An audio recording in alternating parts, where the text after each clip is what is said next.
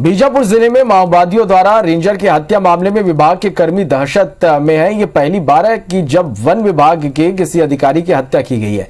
Ranger की हत्या मामले में कारणों का पता नहीं चल पा रहा है। रेंजर नक्सल प्रभावित इलाकों में क्यों गए थे, ये भी सवाल बार बार उठ रहा है। वहीं रेंजर की हत्या के दौरान बीट गार्ड भी मौजूद थे, लेकिन नक्सलियों ने हत्या की वारदात को अंजाम दे दिया। वहीं वन विभाग के कर्मियों का आरोप है कि नक्सली एरिया में सरकार उन्हें सुरक्षा नहीं दे पा रही। उन्होंने प्रशासन से सुरक्षा के लिए बंदूक स्वीकृत करने की भी मांग की, क्योंकि नक्सलियों की गोलियों का शिकार वन विभाग के कर्मचारी ज्यादा हो रहे हैं। तो सिर्फ एक ही डिमांड है हमारी कि वो लोग हमको मारते हैं, हमको आर्म्स और एम्यूनिशन दो, कि यदि वो हमको मारते हैं तो कम से कम हम भी तो मार सकें।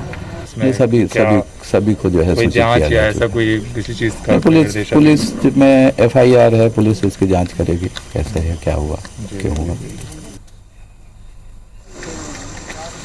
चले तो जगदलपुर में प्रशासन को साफ तौर पर यहां पर आपको बता दें कि नक्सलियों की ओर से धमकी यहां पर दी गई है और जिसकी वजह से अब यहां पर प्रशासन की मुश्किलें भी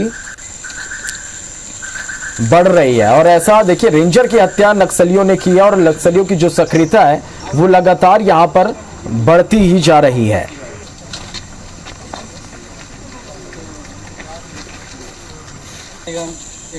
चलिए तो एक तरफ जहां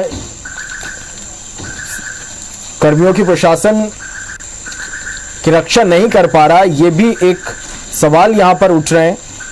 चलिए हमारे सहयोगी नरेश मिश्रा इस खबर पर हमारे साथ सीधे जुड़ रहे हैं। नरेश, लगातार नक्सली गतिविधियां अब बढ़ रही हैं इन इलाकों में, इसके साथ ही आज पर्चे भी बरामद किए गए हैं और कहीं ना कहीं इन पर्चों के बाद जो प्रशासन की चिंता है वो बढ़ी है।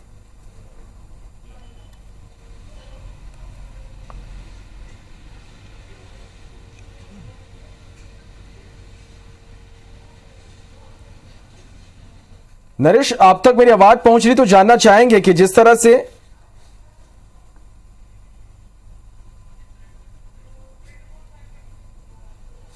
चले कोशिश करेंगे, शायद हमारी आवाज हमारे संवाददाता तक नहीं पहुंच पा रही, कोशिश करेंगे उनसे एक बार फिर से संपर्क करने के।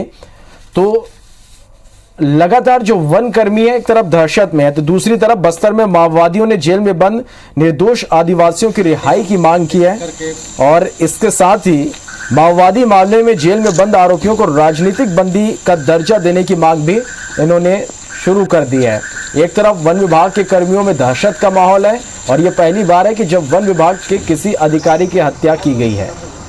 नरेश मिश्रा हमारे संवाददाता एक बार फिर से हमारे साथ जुड़े हैं। नरेश, वन विभाग के कर्मी के हत्या के बाद यहां पर लोग दहशत में हैं, तो दूसरी ओर आज जिस तरह से पर्चे बरामद किए गए नक्सलियों, तो कहीं ना कहीं प्रशासन की चिंता यहां पर बढ़ी है।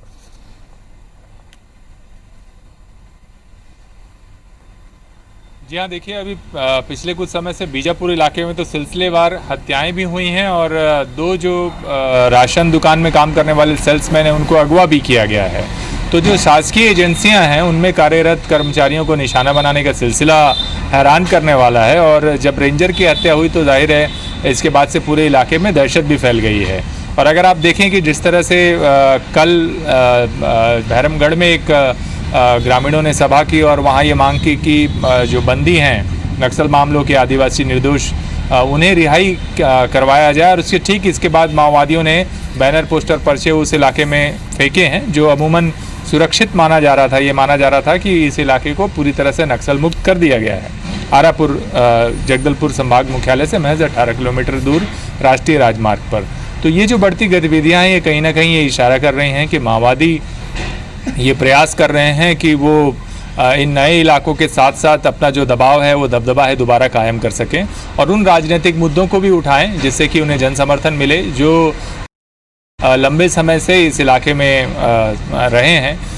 आम जो ग्रामीण है वो इस बात से परेशान रहा है कि पुलिस की तरफ से जो लोग जिनको पकड़ लिया जाता है उनमें बहुत से लोग ऐसे होते हैं जो वाकई में माओवादियों के समर्थक नहीं होते। तो ये एक राजनीतिक मुद्दा इस तरह से बन जाता है क्योंकि एक बड़ा काफ़ी बड़े स्तर पर इस तरह की कार्रवाइयाँ होती रही हैं समय समय पर। तो ये इससे दहशत है काफ़ी ज़्यादा। निश्चित रूप से। अब नरेश, यदि हम बात करें जिस तरह से पर्चे यहाँ से बरामद हुए और नक्सलियों की गतिविधियां बढ़ी है, तो यहाँ पर जो प्रशासन की यदि हम बात करें या फोर्स की बात करें तो किस तरह से अलर्ट मोड पर है?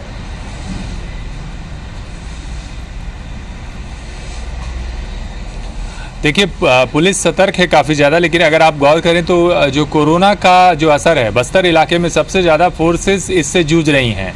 ऑपरेशन तो जारी है, रोड ओपनिंग भी जारी है, लेकिन वो जो एक तालमेल पहले हुआ करता था, जिस रफ्तार से सारी चीज़ें एक साथ हुआ करती थी, पिछले कुछ समय से उसको लेकर के तमाम जो अधिकारी से लेकर निचले कैंपों पर पदस्थ सैनिक हैं, उन सब के लिए मुश्किलें बढ़ी हैं, चुनौतियां बढ़ी हैं, और इसकी वजह से इसमें एक साझा रणनीति की कमी दिखाई दे रही है और इसका फ़ायदा माओवादी भी बखूबी उठा रहे हैं। पर अगर आप देखिए तो ये बारिश के पहले से ही ये सिलसिला शुरू हो गया था, जब सीमित इलाकों में सारी गतिविधियां थीं, और माओवादियों ने भी अपना तरीका बदला है।